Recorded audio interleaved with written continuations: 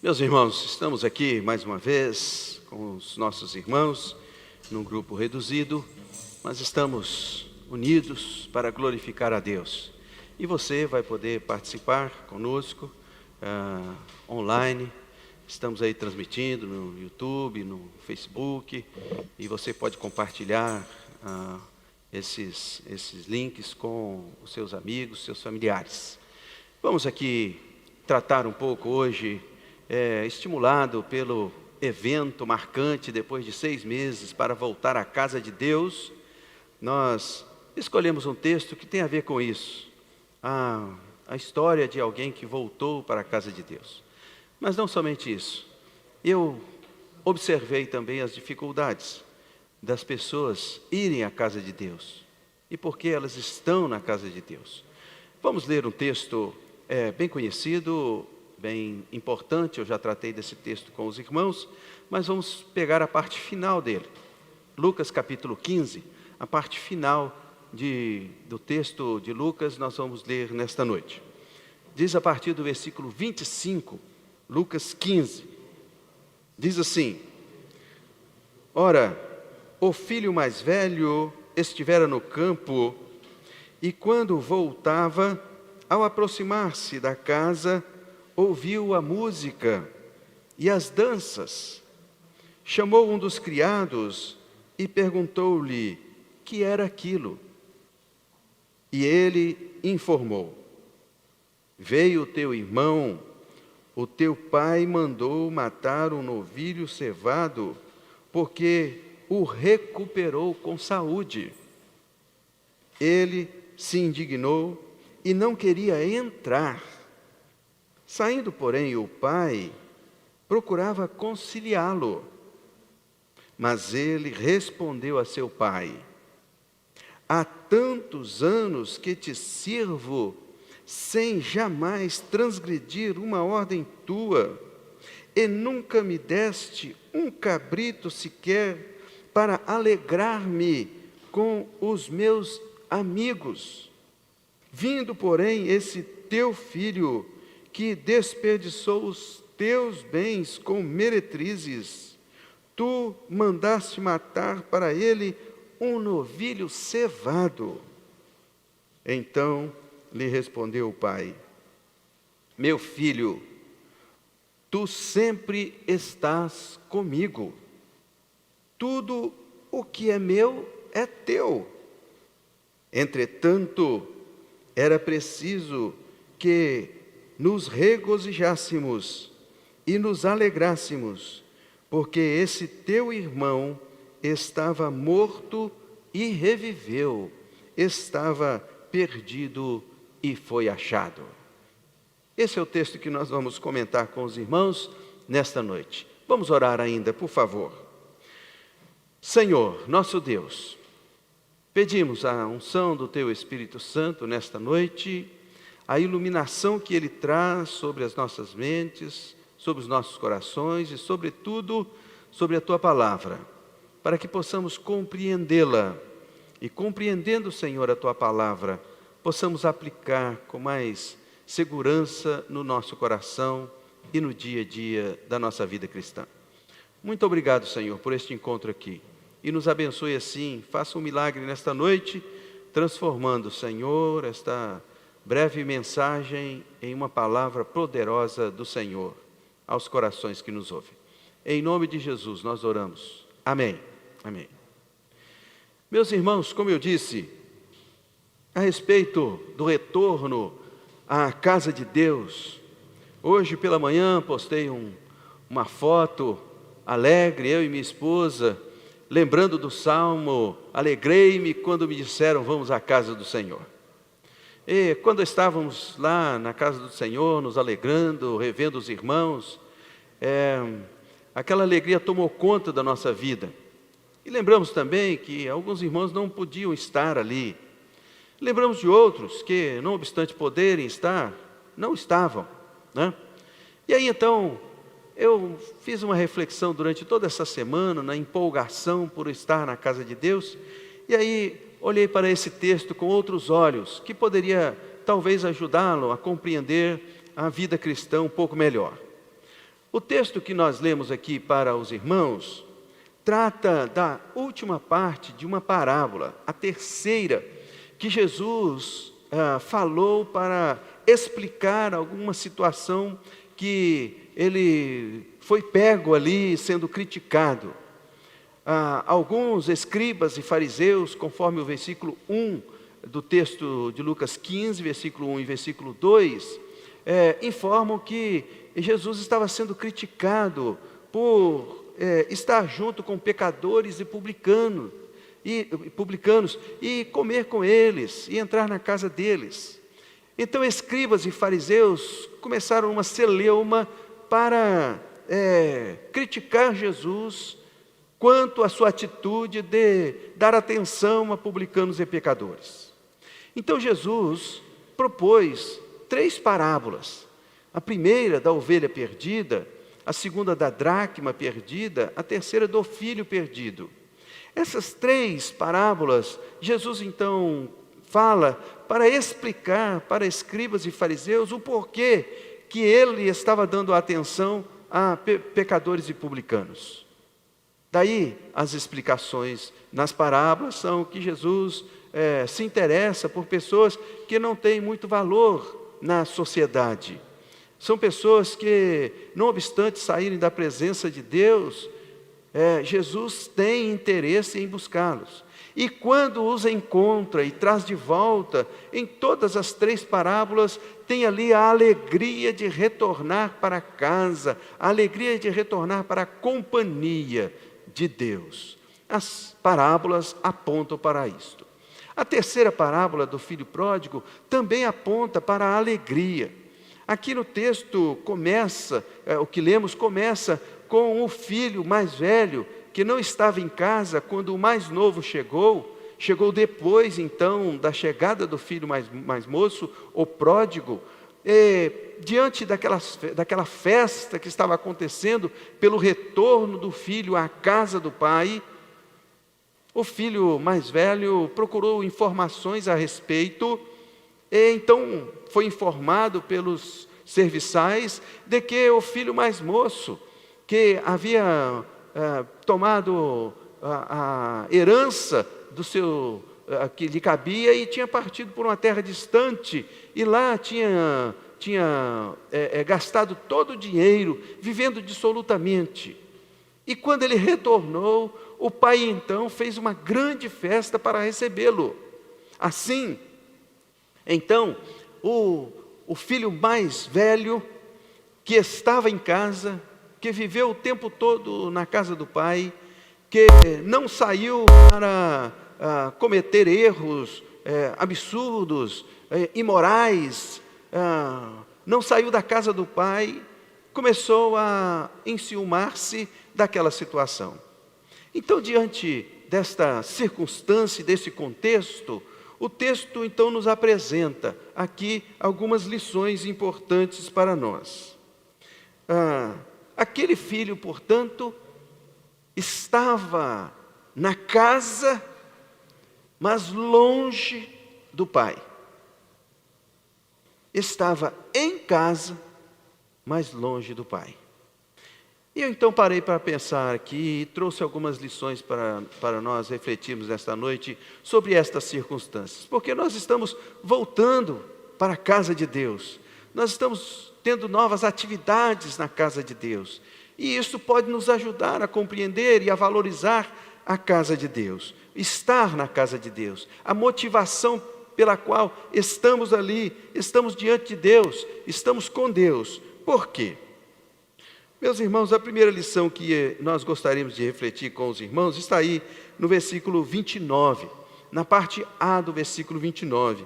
Quando o filho, estando na casa do pai, vivendo com o pai, tinha uma amargura, demonstra uma amargura, e não ser livre para esta vivência com o pai, estava como que encarcerado ali. Diz o versículo 29, mas ele respondeu a seu pai, o filho mais velho, respondendo ao pai, há tantos anos te sirvo, sem jamais transgredir uma ordem tua.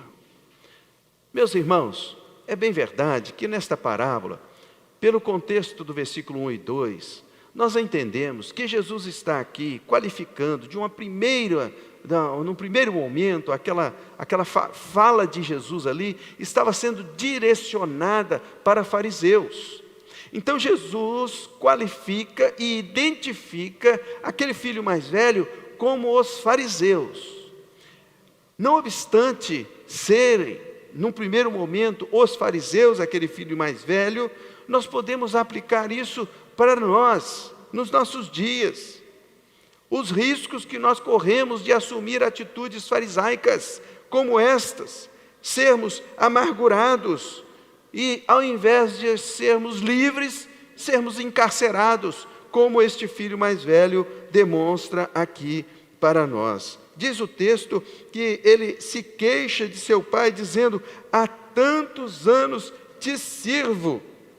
Como que, para ele, viver na casa do pai fosse uma fadiga. Como que participar das atividades familiares fosse uma obrigação, um dever. Na verdade, aqui diz, fosse um serviço. A palavra que aparece aqui é douléo, da mesma palavra doulos, servo, escravo.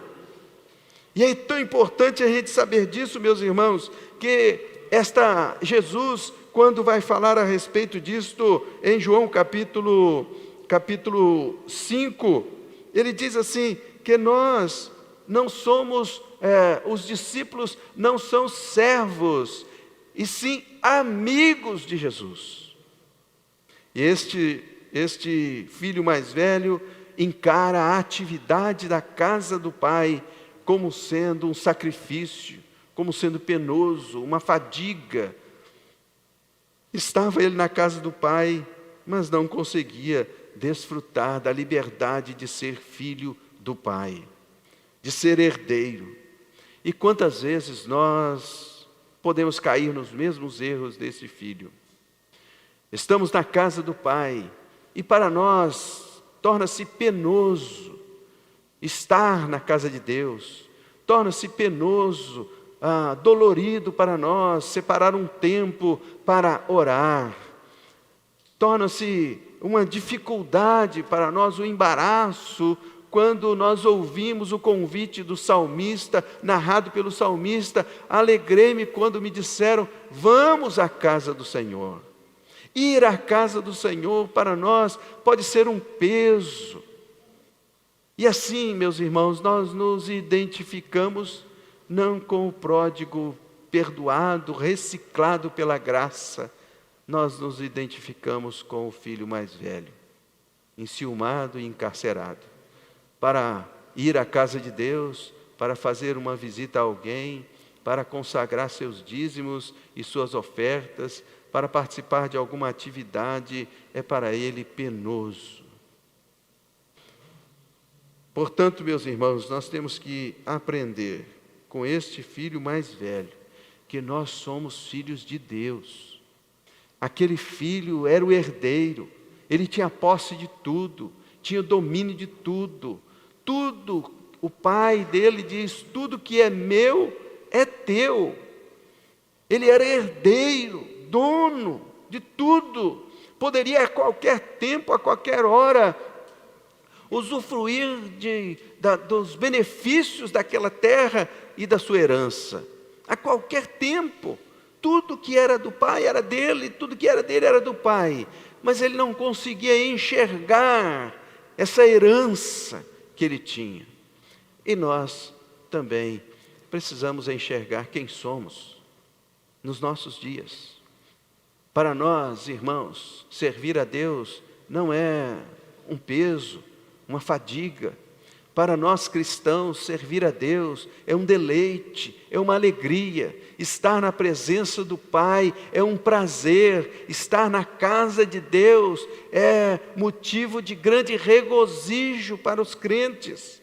E deve tomar a nossa vida, deve nortear a nossa vida este princípio de servir a Deus pela alegria que Ele traz. nós temos o benefício, somos a menina dos olhos de Deus, nós somos herdeiros do Pai, co-herdeiros com Cristo, temos acesso ao Santo dos Santos, temos o grande privilégio de estar com Deus, viver com Deus, na casa do Pai. Portanto, precisamos desfrutar e literalmente precisamos aproveitar, tomar posse desta palavra que o Senhor nos deu.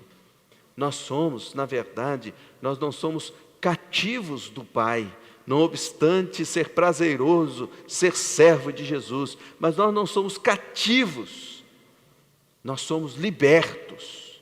É isto que a palavra de Deus nos diz. Conhecereis a verdade e a verdade vos libertará. Portanto, meus irmãos, servir a Jesus não pode ser para nós, crentes no Senhor Jesus, uma amargura, não pode ser um encarceramento, um aprisionamento. Ir à casa de Deus não deve ser uma fadiga para nós. Servir a Deus, estar com Deus, é sim e deve ser um deleite para a nossa vida. A segunda coisa que eu gostaria de ressaltar aqui nesse texto, na parte B do versículo 29 e no versículo 30, é que aquele filho mais velho parece sofrer de uma síndrome de santidade. Ele diz assim, há quanto tempo te sirvo, há tantos anos te sirvo, sem jamais transgredir uma ordem tua.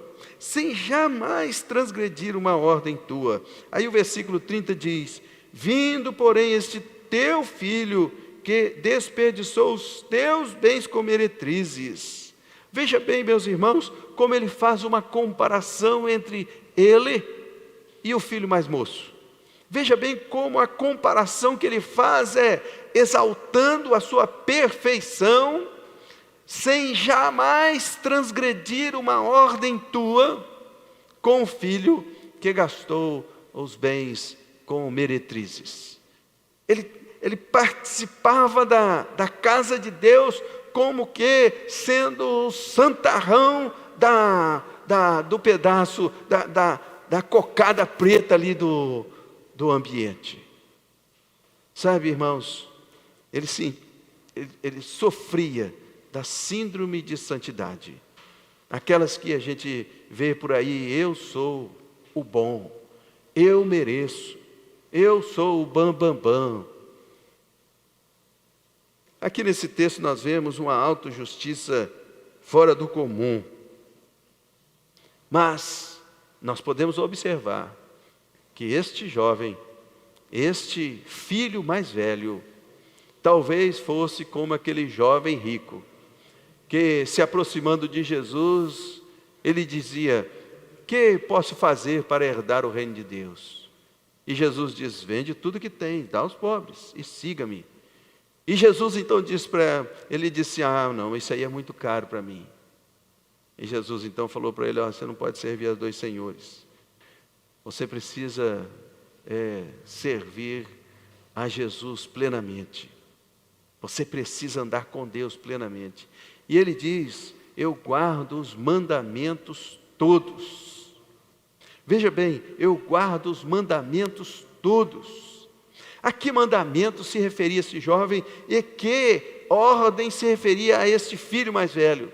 Aquelas ordens objetivas, aqueles princípios legais que fariseus e publicanos, pois a identificação que Jesus faz é com eles, fariseus e publicanos praticavam, sem cortar as costeletas, andar com roupas bem alinhadas, lavar as mãos ao chegar, comer com a mão esquerda e outras coisas mais. Pela régua do legalismo, aqueles fariseus poderiam ser aprovados, mas pela regra, pelo prumo de Deus, ele não conseguia nem cumprir os 2 mandamentos primeiros, os principais. Aqui estava o pai e o filho mais moço. O pai, a representação dele é Deus, que está recebendo aquele filho mais moço. Os primeiros ouvintes de Jesus, Jesus queria informar para eles que o Pai era Deus. E aqui está o filho mais moço, que na figura que estamos clareando para os irmãos, é a figura do próximo. Então este filho que estava do lado de fora da casa, aborrecido com o irmão mais novo e aborrecido com o seu pai, não conseguia guardar os 2 primeiros mandamentos: amar a Deus sobre todas as coisas e ao próximo como a ti mesmo. Assim, meus irmãos, a enfermidade de santidade que ele tinha lhe impedia de ver que ele era um herdeiro e que o serviço que ele prestava ali era um serviço de obrigação apenas. Ele apontava para si, ele seguia para si, ele andava para si, vivia para si e ainda não tinha percebido. Era indispensável que Jesus pudesse apontar para ele: olhe, meu querido, a sua autoestima está furada. Olhe, não está regulando bem o seu setor de qualidade. Você não está conseguindo guardar nem mesmo os 2 principais mandamentos. Assim, meus irmãos, nós somos conhecidos, assim nós podemos aplicar na nossa vida. Nós, os crentes, somos despertados por Jesus a sermos conhecidos, não por guardar a lei de Deus, porque nós já sabemos, e Jesus deixou para nós, não há um sequer. Todos pecaram e destituídos estão da glória de Deus.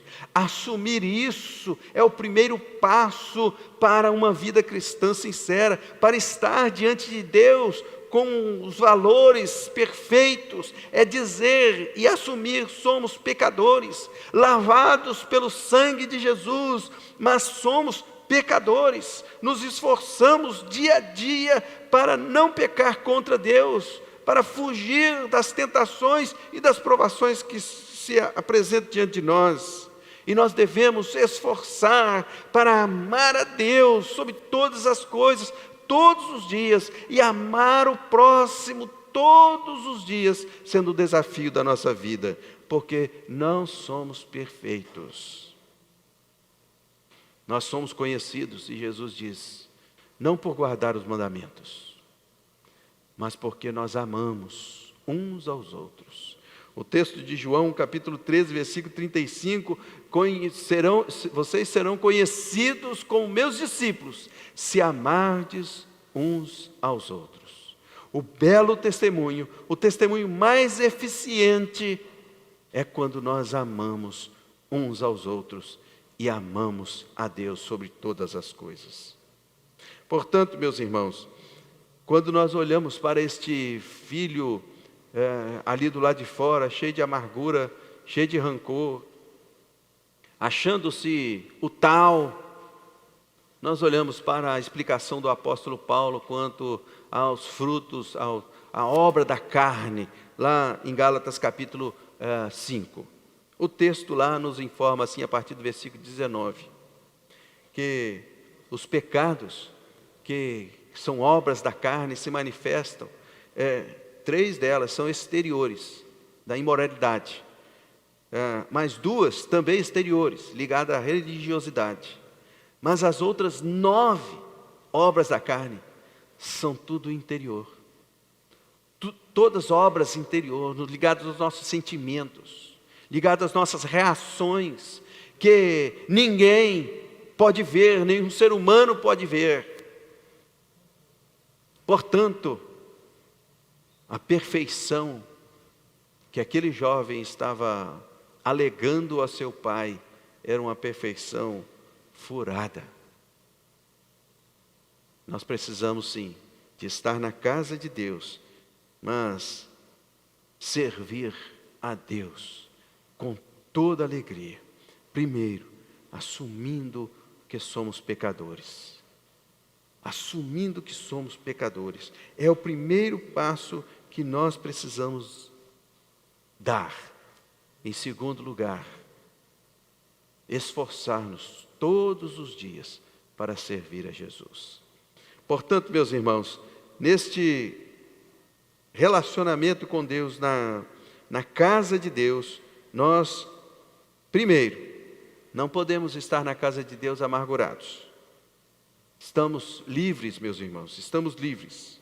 Segundo, não podemos apelar para a autojustiça, pois nós não conseguimos guardar os mandamentos. Somos pecadores.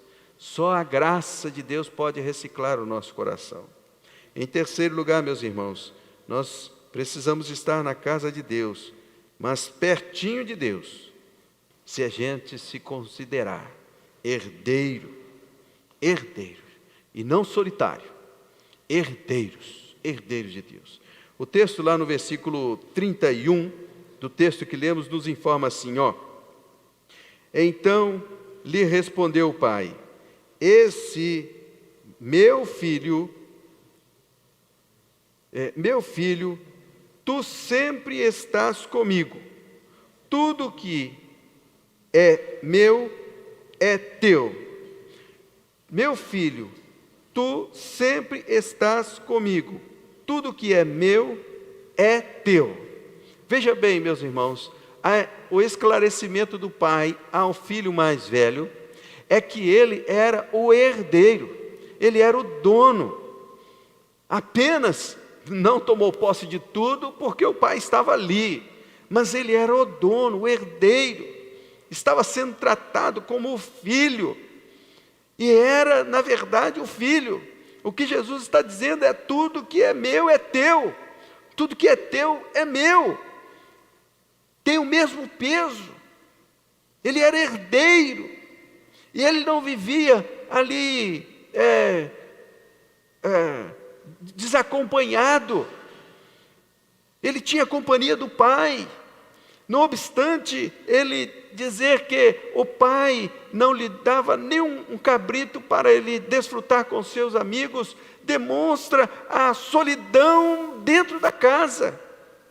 Apesar de ser herdeiro, ele estava só, se sentindo só.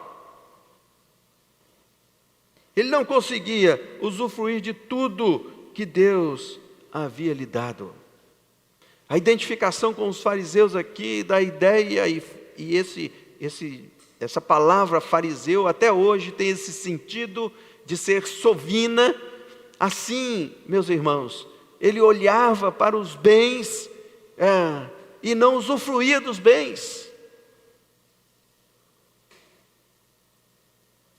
Para nós, meus irmãos, vir à casa de Deus, inaugurar como nós estamos inaugurando no dia de hoje, o culto presencial, alguns irmãos desfrutaram desta alegria, tem esta conotação de estar na casa de Deus, com significado de alegria, de prazer, de ser herdeiro. Eu gostaria de compartilhar uma experiência que tivemos com uma irmã, numa das igrejas que pastoreamos. Esta irmã tinha lá umas árvores frutíferas, e estas árvores frutíferas, em determinado momento, na época delas, davam muito fruto. E aí nós resolvemos tirar esses frutos e compartilhar com os irmãos da igreja, né? Estes frutos maduros, e para que as pessoas, chegando no domingo lá na igreja, ou num dia de reunião, eles pudessem levar para casa e levar o fruto daquela árvore que era dentro do terreno do templo. Assim, chegou uma irmã, e ao ver aquele grupo de frutos ali retirados, a irmã então perguntou bem assim: olha, pastor, a gente pode pegar um para nós? Aí eu disse para ela: minha filha, isso é nosso, fomos nós que construímos essa igreja, foi dos nossos dízimos, das nossas ofertas voluntárias que este fruto surgiu. Portanto, este templo, estes frutos, esse terreno, tudo aqui é seu e é meu. Então pode desfrutar, é seu. Pega uma sacola, leva os frutos para casa, saboreie estes frutos. porque é teu. Assim, meus irmãos, nós somos filhos de Deus, somos os herdeiros de Deus. Nós precisamos de desfrutar desta herança. Temos a herança de entrar no Santo dos Santos, temos a herança de desfrutar da presença e nos aproximar de Deus. Temos todos os benefícios de Deus na nossa vida. Podemos falar com Ele pessoalmente, podemos ouvir a sua voz a falar nos nossos ouvidos, por conta da união que temos com Ele. Temos o Seu Filho, que intercede por nós. Temos o Espírito Santo, que nos ajuda nos nossos sofrimentos e conduz as nossas orações até o Filho. Portanto, somos privilegiados. Nós precisamos de ir na casa de Deus apenas nos sentir na companhia dos nossos irmãos. Não estamos sós. Não estamos sós. Temos a companhia constante dos nossos irmãos. Temos a companhia constante de Deus na nossa vida. Precisamos de desfrutar da doçura da presença do Espírito Santo. Precisamos usufruir como filhos e herdeiros da grande graça que Deus nos concede. Precisamos usufruir de tudo isto. Não podemos sofrer da enfermidade daquele filho mais velho, da miopia daquele filho mais velho, de não conseguir enxergar-se como filho dentro da casa do seu pai. Não obstante estar dentro da casa, estava distante do pai. Aquele problema de visão nós não podemos ter. Assim, meus irmãos, para concluirmos então esta mensagem de hoje, eu gostaria de lembrar os irmãos, nós estamos usufruindo a casa de Deus novamente. E como é o seu relacionamento com Deus? Você está na casa de Deus, mas você está perto ou longe de Deus? Se você estiver na casa de Deus e estiver longe de Deus, você está se identificando com este filho mais velho. E o que o Senhor Jesus quer chamar a atenção? Nós somos pródigos, nós somos lavados pelo sangue de Jesus, nós somos encontrados como um bom pastor vai atrás de uma ovelha. Nós fomos encontrados como uma mulher varre a casa para ser achada. Nós somos encontrados como filho pródigo que cai em si, arrepende-se e volta à casa do seu pai. Nós somos estes. Não podemos deixar nos levar pela enfermidade do filho mais velho, que dentro da casa estava longe do pai. Que nós, meus irmãos, possamos assim usufruir desta bênção de estar na casa do Pai e usufruir das bênçãos da casa do Pai. De estarmos junto do Pai e usufruir das bênçãos de estar junto com o Pai. Que Deus possa nos abençoar, meus irmãos, e nos alegrar, pois o serviço a Deus é o serviço de alegria e de prazer. É um serviço de gozo e deleite. Isso que nós devemos fazer na casa de Deus. Que Deus possa nos abençoar assim. Vamos orar. Senhor, nosso Deus, pedimos a Tua graça e a Tua companhia. Pedimos o Teu conforto nesta hora. Pedimos que o Senhor coloque no nosso coração um anseio legítimo e agradável de estar na Tua casa, de estar na Tua presença. Senhor, que a motivação seja o deleite do Teu povo, Senhor, de estar na presença de Deus, o deleite de estar na casa de Deus, o prazer de se levantar no dia do Senhor e ser lembrado que hoje é o dia do Senhor, vamos à casa do Senhor. que a alegria possa transbordar, que o deleite possa transbordar, pois somos teus filhos, somos herdeiros do Senhor. Temos a companhia dos nossos irmãos, que vão nos ajudar a chegar às mansões celestiais e nos abraçar com o Senhor. Portanto, Senhor, abençoa os teus filhos, guarda, Senhor, cada um deles, nos abençoe, pois nós precisamos da tua companhia. Oramos assim agradecidos, no nome precioso de Jesus, o nosso Salvador. Amém. Amém.